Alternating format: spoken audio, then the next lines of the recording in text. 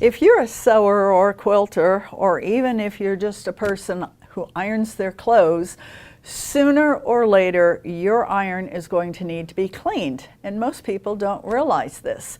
Over time, residue will build up on your iron. It may be from fusible webbing that we use when we do applique.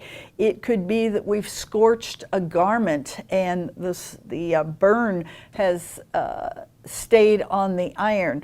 Regardless of why your iron is dirty, it is important to clean it for two main reasons. Number one, you don't want that dirt and residue to get on your next item that you're going to be pressing or ironing. And number two, you want to keep your iron working at top efficiency. Irons are meant to glide smoothly over the fabric surfaces, and if there's residue built up on your iron, it won't be able to move easily. It will get stuck. It can cause more scorching. It's just wise to make sure your iron is in tip-top condition. So I want to show you today how to properly clean an iron. The first thing you're going to need is hot iron cleaner, and it's called hot iron cleaner because it is applied while the iron is hot. Hot, hot, hot. The hotter the better. That's how we get the residue off. This is one brand. There are several different brands out there. This is by Faultless. Faultless makes spray starch and other products that we use with ironing. There's one by Dritz. There's also one by Rowenta, and that's just three to get you started. So hot iron cleaners out there, you typically can find it at your local fabric store.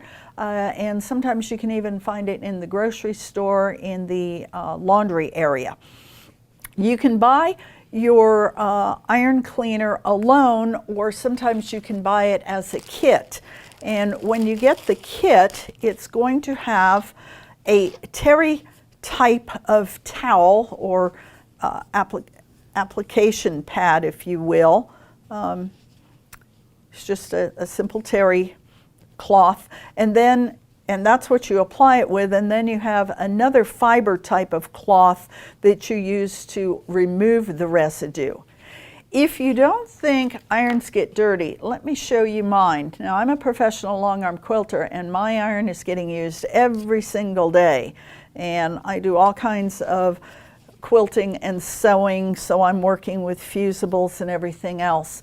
This is my cleaning cloth that I've used for quite a while. This has just been maybe the last 2 or 3 cleanings, though. This is not built up over years. This is just the last couple of cleanings, and you can see the amount of gunk that was on my iron. You can also see how much of the cleaner comes off onto the polishing cloth. So yes, your iron does get dirty. Yes, it does need to be cleaned.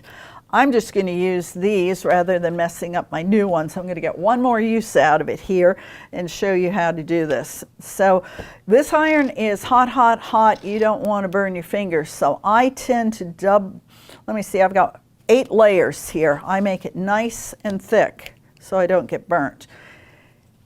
This is a paste that comes out kind of like a toothpaste. Just squirt a little bit on there. You can always add more. And then you're going to pick up the cloth and you just rub this over the iron like this. And it will smoke.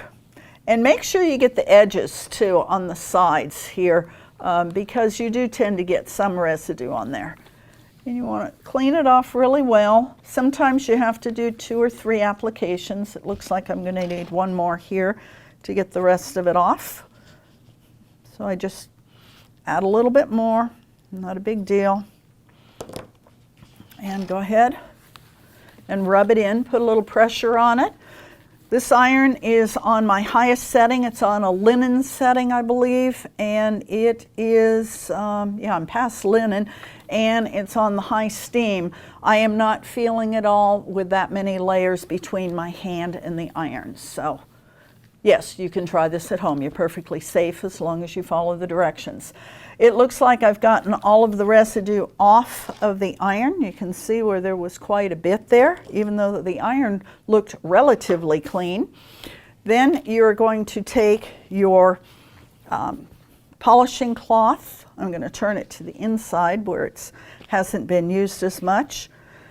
And once again, I'd probably go with the 8 layers and just rub it really, really good. If you don't want to do that, your other option is lay it down, and I press really hard and go across it. I also like to go ahead and steam to get anything out of the steam holes if any of the cleaner got in there. And make sure you wipe the edges, because you clean those too. You don't want that to get on your next garment.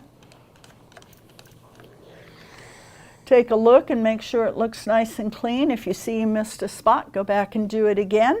And that is how you come up with a nice clean iron. Occasionally, I have been known to take a bottle of water and spritz it afterwards just to make sure I've gotten every bit of cleaner off, and then do the polishing cloth one more time. But if you do that on a routine basis, you will prolong the life of your iron and have a much more pleasant ironing experience each and every time.